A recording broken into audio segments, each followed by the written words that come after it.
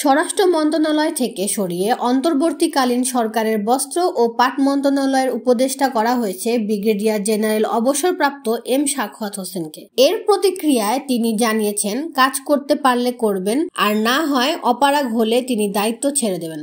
শুক্রবার তাকে ওই মন্ত্রণালয় থেকে সরিয়ে নতুন করে দায়িত্ব দেওয়া হয় বস্ত্র ও পাট মন্ত্রণালয়ের। নতুন মন্ত্রণালয়ে দায়িত্ব পাওয়া ও স্বরাষ্ট্র মন্ত্রণালয় থেকে সরিয়ে দেয়া নিয়ে শনিবার ভয়েস অব আমেরিকাকে দেওয়া প্রতিক্রিয়ায় উপদেষ্টা এম সাখাওয়াত হোসেন বলেন, আমার যতটুকু করার সাধ্য ছিল করে আসছি। এখন যেখানে দিয়েছে সেখানে কাজ করতে পারলে করব, আর অপারগ হলে চলে যাব।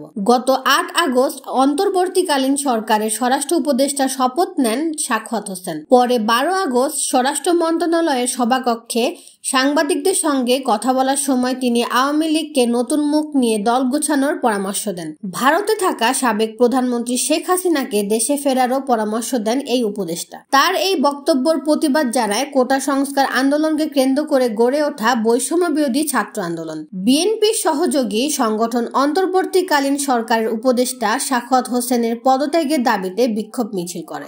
এ নিয়ে প্রতিক্রিয়ায় শেখ হাসিনার ছেলে ও তার সাবেক তথ্য প্রযুক্তি উপদেষ্টা সজীব ওয়াজেদ জয় বলেন, স্বরাষ্ট্র উপদেষ্টা বাংলাদেশের একটি বড় দল হিসেবে আওয়ামী লীগকে পুনর্গঠন করতে বলেছেন, অথচ তাকে হুমকি দেওয়া হচ্ছে। এসবের মধ্যেই এম সাখাওয়াত হোসেনকে দায়িত্ব থেকে সরিয়ে দেওয়ার গুঞ্জন শুরু হয়।